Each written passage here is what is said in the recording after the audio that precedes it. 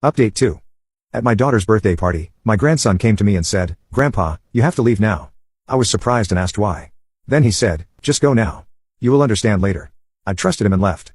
What happened next was rather unbelievable. "I want custody," I said, my voice hoarse. "I want him out of there. He needs to be with someone who won't use him as a pawn or a witness." The detective nodded. "We're coordinating with CPS. He'll be placed with family while things are sorted." "Place him with me," I insisted. "He's all I have left." By that evening, Elise and Marcus were formally charged with conspiracy to commit murder and second-degree murder for the victim, Jeff Turner, the college friend who'd eaten my plate.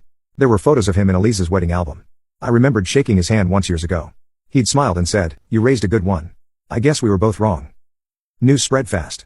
By morning, local channels ran the story like wildfire. Suburban couple plots to kill retired father for inheritance. The headlines read. They plastered Elise's face across the screen, her mugshot staring blankly into the camera. My phone buzzed with texts from old coworkers, neighbors, even members of my church. Most were filled with sympathy. A few danced around the question. They didn't dare ask directly, "Did you see this coming?" No, I didn't. That's the part that keeps me up. I raised her. I held her when she was a baby, paid for her dance classes, picked her up from college after her first heartbreak. I taught her how to ride a bike and how to drive a car. And now she tried to kill me because waiting for my death wasn't fast enough. I finally broke down on the back porch. Julia showed up uninvited but needed, with coffee and an arm that didn't flinch when I collapsed into it. "It's not your fault," she said as I sobbed. She made her choice. But Ethan didn't. "He still needs you." I nodded. I couldn't speak, but I nodded. That night, Ethan arrived at my house with a suitcase in one hand and a backpack in the other. A social worker dropped him off. He didn't cry. He didn't ask questions. He just walked in, placed his bag by the couch, and hugged me like he was afraid to let go. "I'm sorry," he whispered. "No," I told him. "You saved me. You did everything right." We sat together in silence. And in that silence, I made a promise to myself, to Helen's memory, and to the boy who'd given me the rest of my life back. I would protect him now, no matter what came next. There's something peculiar about betrayal. It doesn't hit you all at once. It trickles in, first as disbelief, then confusion, then anger so sharp it steals your breath. But what lingered longest for me was the shame, not the shame of what had happened, but the shame of what I hadn't seen, the signs, the distance, the way Elise had stopped calling unless she needed something, how Marcus had always managed to steer conversations toward money, investments, trusts, the market. I used to think they were just ambitious. Now, I wondered how long they'd been planning my funeral while still hugging me goodbye. The detectives called again 2 days after the arrest. They'd gathered more evidence, and they wanted to go over it with me, details they believed I deserved to know. I drove to the station with Ethan in the passenger seat. He wore headphones and stared out the window, quiet, as if afraid that any sound he made would shatter the fragile peace we were clinging to. I didn't press him to talk.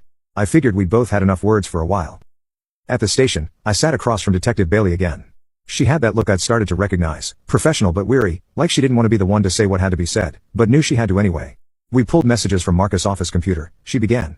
"It appears the plan was detailed. Your daughter and son-in-law have been researching methods for several months." "Months?" I echoed, stunned. She nodded. "It started around the time you updated your estate trust." That hit like a punch to the ribs. I remembered that meeting.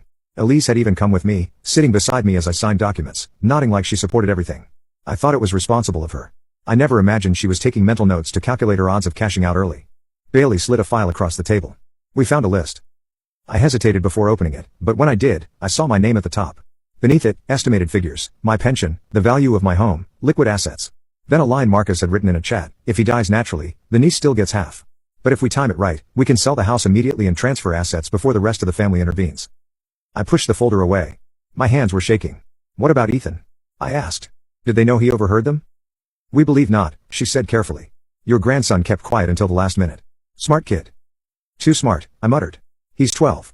He shouldn't have to carry this." She leaned forward. "Mr. Harove, I need to ask something difficult. If this had gone differently, if you had eaten that food, who would have likely found you first?"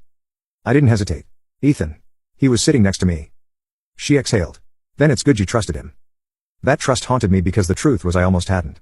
That night at the party, I considered brushing it off, laughing, staying just to be polite. How many seconds had stood between me and that poison plate? How close had I come to death because I didn't want to offend my daughter? When I got home, Ethan was already curled on the couch, hugging a pillow. I sat beside him, not saying anything for a long while.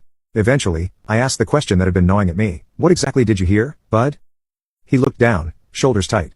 "I wasn't trying to eavesdrop," he said. "I got up to get water and I heard Mom whispering. She said, 'Tonight's the night. After he eats, we'll celebrate for real.'" I swallowed hard. "Did she say my name?"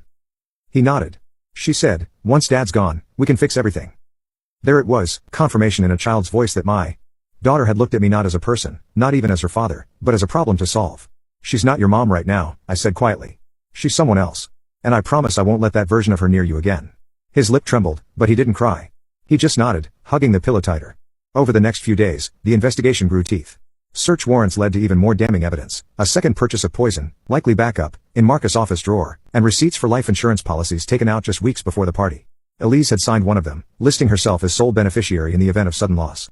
I could barely read the lines without shaking, that she'd put it in writing like my life was a bet she'd placed at a racetrack. Julia visited every evening. She cooked, cleaned, even brought over clothes for Ethan and helped enroll him in summer tutoring so he wouldn't fall behind. She didn't ask for anything. I could see in her face what I used to see in Helen's, quiet loyalty, no games, no agenda. One night, she looked at me over the dinner table and said, "You know, she always resented you. Elise, she thought you loved Helen more than her." I frowned. Of course I loved Helen more. She was my wife. Julia nodded. Yeah, but Elise thought love was a competition. Always did. That night, I looked through old photo albums, birthday parties, dance recitals, family trips. Elise was always smiling, but I noticed something I hadn't before. She was always watching me. Not the camera, not the cake, me. Like she was measuring, trying to gauge if I noticed her, if I favored her. Maybe I hadn't noticed enough.